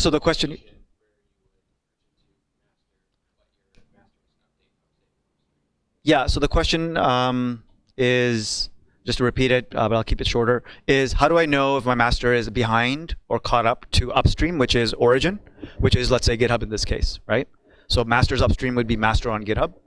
And so how do I know that my commits are caught up? Should I even have to git pull, for example? One is talking to your teammates is the easiest, right? But that's not practical for a remote team and like actual production environment where you have hundreds of developers potentially. So Git does have Git status, which does actually tell you how many commits you're actually behind or ahead. If that branch has an upstream already connected. Yeah. Oh, and which actually reminds me, when you're actually working on your branch, git checkout. No, where is it? When you create your branch, and you do a little bit of code, you're gonna git commit, git add, and git commit. I'll just do them in separate lines. And git push frequently your branch. Why would you be frequently pushing your branch, even in a broken state, where like it would 500 if you cloned it? This is a little bit of opinion. Some people say don't do that, but I'm saying do it. Why would you want to be doing it? What happens if you're working on something for hours, all of a sudden, I don't know, your machine just decides to crap out on you? You've lost a few hours worth of work, or in some cases I've seen a few days worth of work lost because it wasn't synced. You're not using Dropbox and Git here, right? And so this is your backup as well, not just collaboration. So make sure that you're pushing your branch as well. Now, when you're pushing your branch, just to save you time, first time you're going to do git push -u to set the upstream for that branch, origin, and then branch name. And then subsequently, this is the first push. Subsequent push is just git push. That's it. That will automatically, because it already knows which upstream to push to.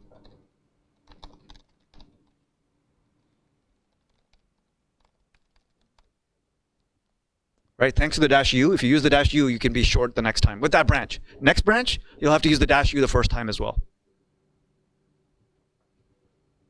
So for every new branch, the first time you push, you'll use a set upstream flag, which is -u. Okay? Yep.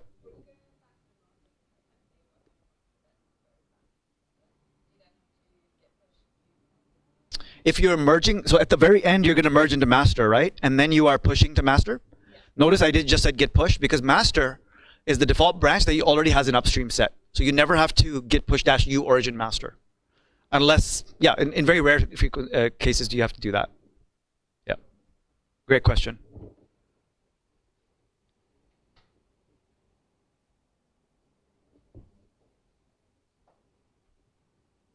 Kat has also put some opinion into, and some valid opinion,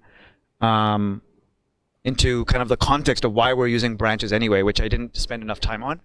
So if you want to look into Calgary's channel, you can look there. It's great. But ultimately, why are we using branches?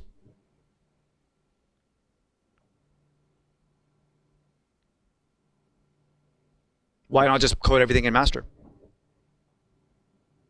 Yep. Yeah, it's allowing you to context switch. You could potentially have 2, 3 branches going at the same time. You may even decide to ditch a branch. And actually, like half an hour in, not going to use this particular library or tool or approach. Don't even, yes, it's pushed or whatever, but we're not going to merge it in. It's killed. And then I'm just going to start a new branch off master. Or I'm working on a branch. All of a sudden, I realize that this thing is broken. I'm going to commit this branch, push it and everything. And then I'm going to start a new branch off master to fix that issue, fix that bug on master, merge it in. And then I'm going to switch to my branch, which then I'm going to keep up to date with master. Right? So this flow, I find that for whatever reason, panic, not enough time, or maybe not enough practice, I find that midterm projects, this is what not doing this is what causes students to struggle on the Git side. And when they're asked in the demos, what was the most difficult part? By and large, most groups say the Git collaboration was the most difficult. I'm not saying that you won't say that. Maybe that's just a necessary kind of pain that you have to go through the first time. But maybe you can mitigate it a little bit, right? Maybe there'll be a Git conflict that will be really annoying and have taken you an hour. But maybe if you hadn't followed the process, there would have been many of those, as opposed to just the one. So just about risk mitigation here. Okay, let's bring it back to the slides. So just to kind of clarify, I find that this particular workflow, for example, doesn't speak to both merging into your branch and then merging your branch back into production, into master. So that's why I kind of hesitated when I looked at this slide, because I don't think it has enough detail, which is why I've created my notes there, right? So we talked about this. Project setup. So in terms of the project setup, we are providing you with some things. So this, I think I've already spoken to this, but you're going to set up the Git repository with collaborators. You're going to clone the skeleton, the node skeleton. You're going to follow the instructions in the node skeleton that's given to you in Compass, in the README actually, sorry, in the project. You're going to make sure that the node skeleton is actually working as well. And yeah, when you use that node skeleton, you're going to actually then create a project with it and add collaborators there. And And then deciding on team responsibilities is a pretty big can of worms, so we're going to go a little bit more into that. So let's talk about dividing tasks. This is the stuff that like a lot of people even here said like, oh, this seems like it would be the most challenging part. Amongst 2-3 people, how do we divide the work? So there's different kind of ways that you can segment the separation of how different people will work on things. One approach is, which I really like, is giving you exposure to the full stack, both the front end, the UI, the API, and also the database and the migrations and stuff that come with that. So saying, okay, I will take this feature and I'll actually build it as a full stack developer would. This is very common in startups that have a lot of full stack developers. You don't separate responsibilities necessarily by front end, back end, database, that kind of thing. You actually say, I'm going to take this feature and I'm actually going to work on the whole feature front to back. So that's a ideal situation in my opinion. But it's not necessarily always what you'll end up doing. I've seen groups that actually take the other approach of, and they're successful as well, where they'll actually say, I actually like to focus more on the front end, so I'll do a little bit more front end than you, and then we'll actually make sure that we've agreed on the API through the routes, right, that we've written. And somebody else is working on the API and the actual backend database, and then we're connecting the front end and the API sitting together. So there's multiple approaches in terms of splitting the work. You can actually switch between this and the other, which is taking a whole feature from the beginning. Right?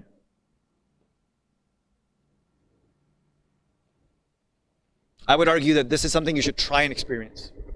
Maybe if not in the midterm project, it's not the end of the world. Try and experience it in the final project. But right off the bat, when you're starting off, when you have nothing written, and all you have is all your planning work, it's a little bit harder to start off right away like this, because you might need certain things before you can split off and share features. Right? You might need like, okay, well, before I can even implement this feature, I need the existence of a user. I need the actual like CSS framework already in there.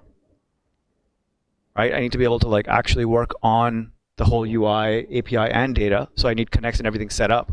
So there's a little bit of stuff that you'll actually pair before you actually split up. Right? This is huge. Constantly be communicating. One of the things that startups and companies do is morning scrums. Are you guys familiar? Is anybody here familiar with morning stand-up or morning scrum? It's a usually 5 to 15 minute meeting where it's a stand-up meeting. The idea is that it's not long, so you can stand up. And it's anywhere from 2 to 5, 6 people. It does happen on Slack for remote teams. And so it's synchronous. It's in person. It's like at the same time. It's not an email, right? If it's on Slack, it's like we're chatting at the same time. And we're basically talking about what we've accomplished since the last stand-up. So in the case of dailies, it's since yesterday, this is what I accomplished. This is what I plan to do today, if it's daily. And this is my roadblock. This is what I'm stuck on. It's those 3 things only. And it's about that transparency and communication on what is everybody working on.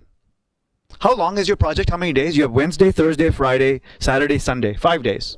Do you think you should do it daily? No. You should do it multiple times a day. Because yes, for a long-running company where you're working for months on a product, yeah, daily is a good enough frequency. It's a good kind of level. But if you're working only for 5 days on this stuff and you're very like hackathon, and same is true for hackathon, you should be having your kind of check-ins, your stand-ups, however you execute them. You don't have to stand up, and it can be informal, but just that check-in, have that expectation that we will check in on how things are going. Do it every few hours. I would argue for 3 to 6 times a day. So you split it up however your team prefers, but I would argue for that range as a thing. And then of course have expectations set about where are we meeting on the weekend, when are people coming in. It's not necessarily convenient for everybody depending on where they live to come in on the weekend. So if that's not the case, how are we meeting in a middle ground, not at Lighthouse? Is that person working remotely? How are we going to actually do our communication in that case? Is Slack going to be enough? Do we want to do some video chats for our stand-ups? Things of that nature. Right? This is really, really key. Of course, on the Git side as well, as we're pushing and stuff, you definitely want to have your own Slack channel, private Slack channel on the Slack team to just talk about the progress. If you don't want to use a Slack, like you don't have to use that. You could set up your own Discord channel or whatever, but have something that you're all kind of like, we are talking and this is our medium of constant communication. I love this slide that Carl has. This is talking about as you increase people in a group, complexity increases because those communication channels between these dots, these people, actually becomes much more complicated, much more, they grow in size. And one of the things that we found recently, up until recently, was we had final project groups be 4 persons because we let them pick anywhere from 2 to 4 person groups. And you get to choose your groups for final projects. And we found that the 4 person groups, sometimes they were very successful, but oftentimes they actually struggled to make something that is as good, if not better, than a 3 or 2 person group. And that's speaking to this, right? More people adds a lot more complexity in terms of communication, in terms of how do you split up the work, right? I would argue that there's nothing wrong. You're not at a disadvantage if you're a 2 person group versus a 3 person group. You might actually be even at an advantage.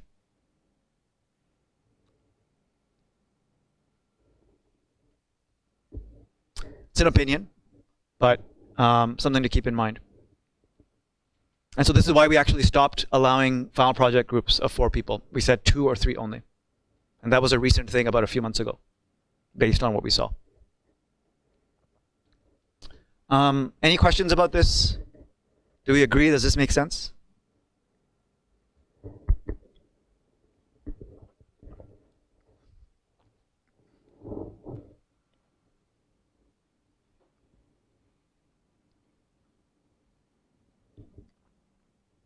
How many people here, I'm assuming the product managers or the project managers have some experience with project management tools.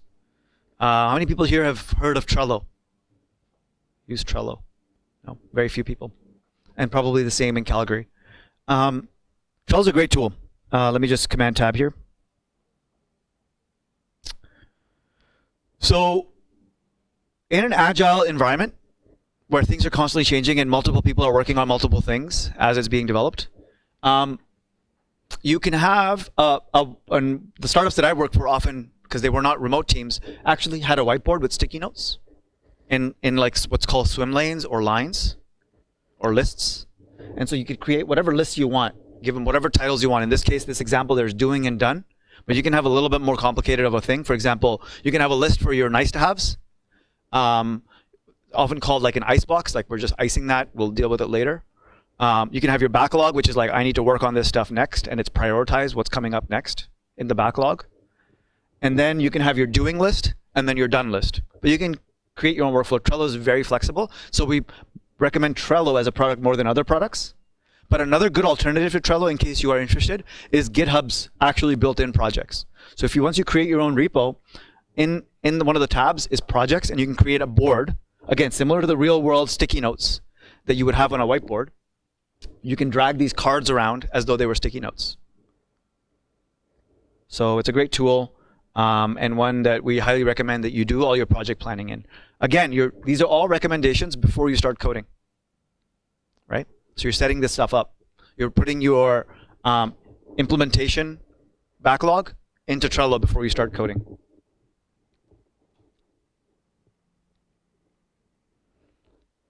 Once you've kind of gotten your backlog ready on Trello, you've got your wireframes, your ERD, you now have enough planning done that you can actually start to code. That means that maybe a half or a full day today is spent on planning. It's not a bad thing to start your coding late tonight or tomorrow. Don't think that that's going to set you back. What's going to set you back is you start coding too soon and don't do enough planning. Almost guaranteed. Okay. So we talked about Node Skeleton, you're going to use that. On the client, you could, this is Carl's suggestion, I don't dislike it. It's one approach. You could actually start with a static page. You can just say, you know what, like, and maybe it has Bootstrap and stuff included in here. And it's just like, this is the page for the page that I'm working on. And then on the server, you can start writing your queries. Right? You've got your routes and your queries. You can say, okay, for this page, I know I'm going to need this data. So let me actually write out the queries. Don't jump straight to connects. That's a mistake. Write the query out. Write the SQL query out. It's A, good practice, and B, it'll help you shape your connects code, because I've seen students get really twisted in the like, oh, what am I actually doing here? What is my query that I'm trying to create with connects? Once you have your query, it's much easier to go, okay, this is how I'm going to implement it in connects, versus trying to do both at the same time. And so you're going to write your query out for that particular page, and it might be multiple queries. And then you're going to match those queries to the routes. So I'm working on this route. This is the query for that route. This is the data that I need from the database. Right? Again, it doesn't matter if it's a server-side route or an AJAX route. It's still probably going to talk to the database in some kind of CRUD fashion. Either read some data or create some data or update some data. Right? And then you can start to go, okay, like whether it's the person who's doing the full stack or the person that's responsible more for the API layer is saying, okay, now I know that for this route, this is the get route. I am going to be using connects to talk to the photos table. And against the photos table, I want to do a select where user ID is whatever the user ID is in the request parameters, because it's in the URL. Or maybe it's from the session because they're already signed in and we were looking at my photos, right? And so you're using the right object to bring in the user ID and using kind of that promise-based approach that Connects has to return the data, right? And obviously, everything is being done incrementally, right? That's just good software development practice where as you're working on a feature, you're console logging and debugging as you're going, not writing large amounts of code and being like, hopefully this works, I'll commit and push this, and then I'll test it, right? Not good.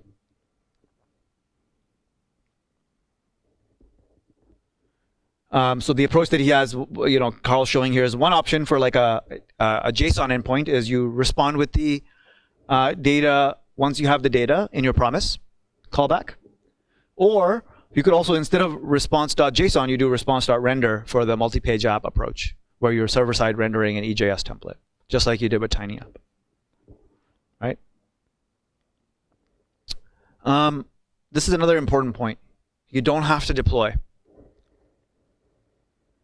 to demo, right? Again, this is not about getting it out to users. This is about showing it off. So you can and you should demo off localhost when you're demoing on Monday. If it's a multiplayer thing, you can still demo off localhost. You don't need it to be on Heroku or somewhere else so that you can join the same session. You can use an internal IP address to connect from one laptop to the other. But to be honest, you're likely not demoing with two laptops. You're likely just demoing with two sessions on the same laptop. Maybe a split screen where you have two Chrome sessions open, or you're command tabbing between, you're switching between those two tabs, depending on how you want to structure your demo. So really, even for a multiplayer, I would argue that you're not. Final projects, I've seen some creative demos where, they connect from different machines and they're doing more of a song and dance with multiplayer stuff, but you could do it all with one machine as well. There's no need to do that. It's more of a demo kind of entertainment value, right?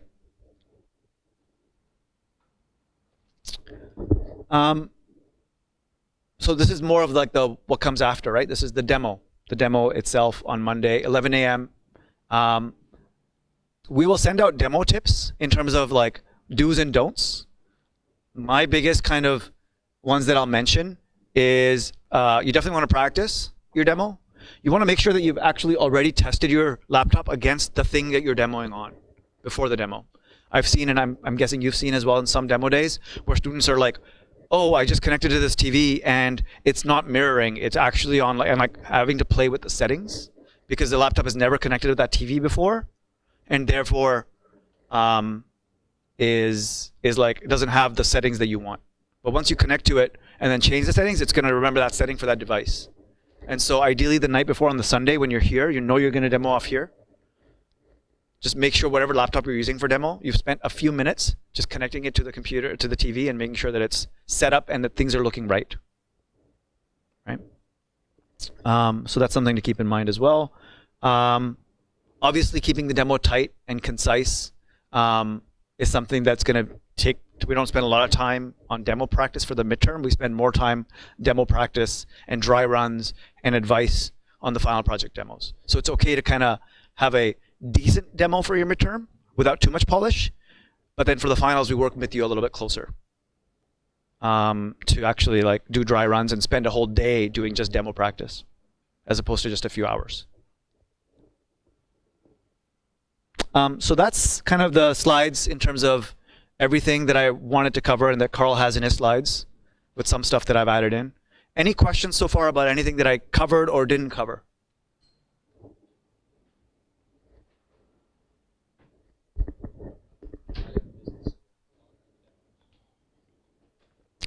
It depends. I believe we keep how long are the demos is the question. You want to keep them to 5 minutes. And that, if they go to 7 minutes, it's not the end of the world, but you're aiming for 5. If Davey or Kat say 15 minutes, I still want you to aim for less. I want you to aim for 5. 5 minutes is a long time when you're up here. Like, it's not a short amount of time. I'm talking about not from like standing in front to leaving. I'm talking about when you actually have the app ready, hosted, not hosted, but like presenting, and then you're starting to talk. Timer starts, 5 minutes, enough time to demo a few features, right? And in the case of midterms, we do have questions as well, so that doesn't count in the 5 minutes that I'm saying. Time for questions from the audience. In the final projects, there's no time for questions or anything given to you afterward, so because you have booths set up, but we'll speak to that separately, right? So you do have 5 minutes plus like a few minutes for questions. And what you could actually be smart and actually leave a few things you want to talk about for questions.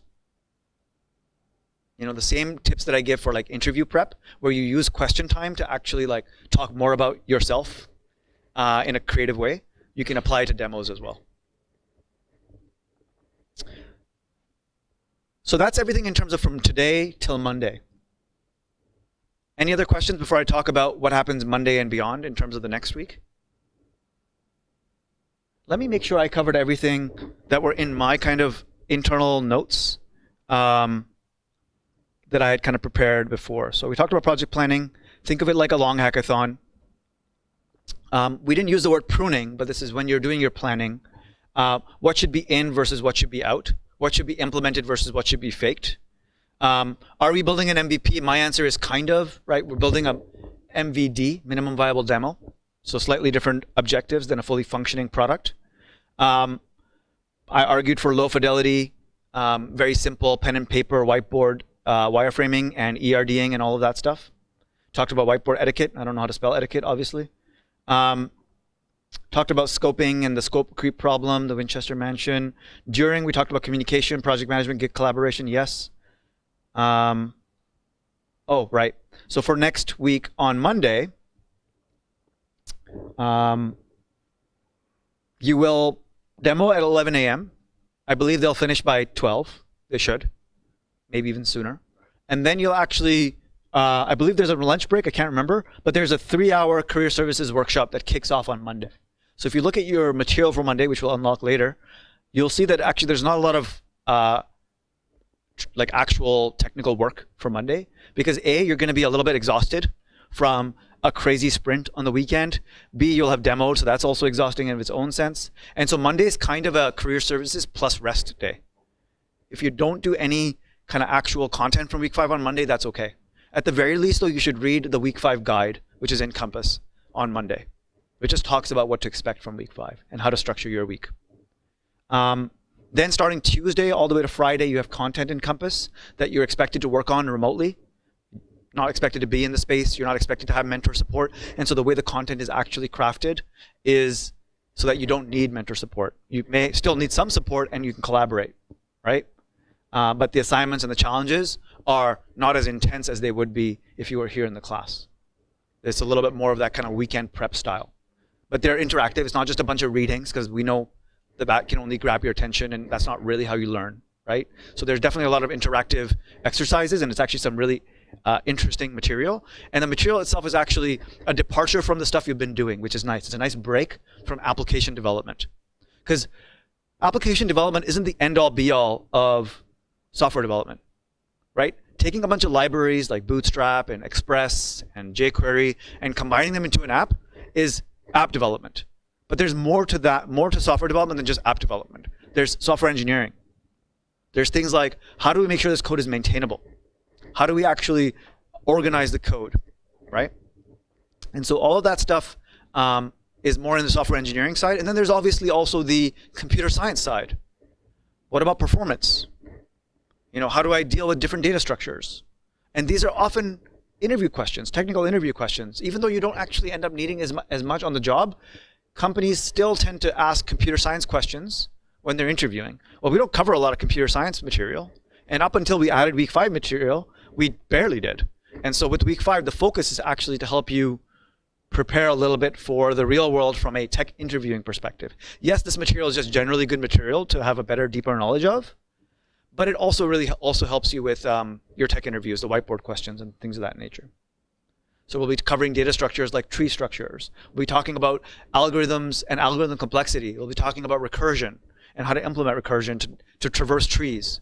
These are the things that happen in computer science first year or second year. Right, this is what I went through in computer science. I don't use it much on a day-to-day as an application developer, right? But I was definitely interviewed on it when I applied for application development jobs for whatever reason, right? I don't agree with that interview process, but that's what it was. And so it's still, 80% of the tech interviews could still be computer science questions. And so this is a tip of the iceberg, not everything, but some things that will prepare you more for it and give you a taste of what you need to learn further to be better at whiteboarding questions in tech interviews. So it is important material. In terms of the actual, it's not 9 to 9 week. It's more of a 9 to 5 week. It's about 30 hours of material, averaging, depending on how much, how detail oriented you are. So it's a little bit of a rest week as well. Don't fall behind. Don't leave everything for Friday, because what ends up happening is Friday is like at least in the schedule is stretch work. It's actually unit testing, which is an important subject, but we've kept it for stretch for now. And we cover it later as well.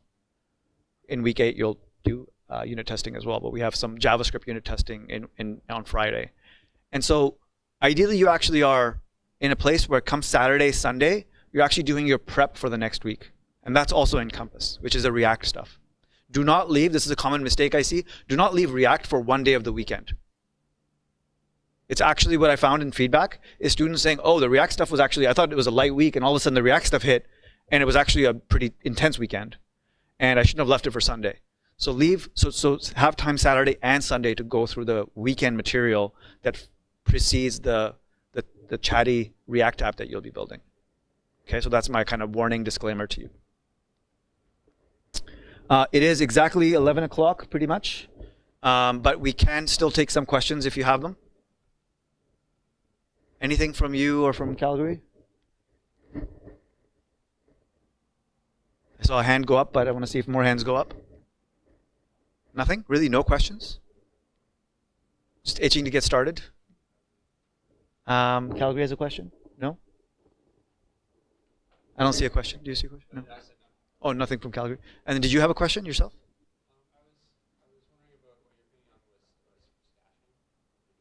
Yeah, I was debating, so that's a good question, stashing. I guess what I'll do is I'll speak to it, but it is a little bit, it's not advanced, it's just another thing that you have to like get comfortable with. So I kind of lied about my personal workflow. When I am working on my branch and I need to like switch to master because I want to pull master and then merge all the changes that somebody else worked on into my branch, I actually stash my changes, I don't commit them. Because you don't want to be committing half-written code that like literally doesn't run because you're like wrote half of an if statement and it's not valid JavaScript. So what I do is I use a lot of stashing. We don't teach it too much here because it's not necessary. It's a slightly better workflow. If you are comfortable with it or would like to get comfortable with it, at this step here, I'll write it in. So master update procedure, when you're checking out master, also right here, right?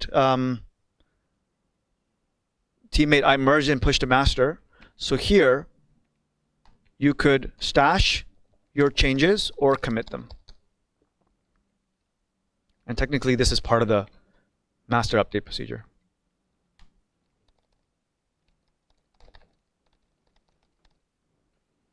right? So the master update procedure is you either stash your changes or commit them to your branch, then you switch to master. That's a good question, and good for the class to know that git stash is a command that you can use, and then git stash pop to bring those changes back so you don't actually lose them, right? It's kind of like a temporary commit. It doesn't actually go into the Git history. But don't stress out if you don't you don't have to use git stash. But if you're feeling comfortable, then you can. It doesn't affect your teammates. It's a personal workflow completely. So you could be using git stash and you maybe not. Like it's totally okay, right? That's a great question. Any others?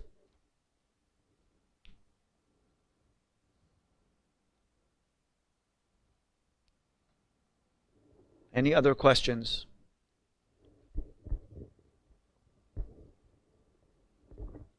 Okay.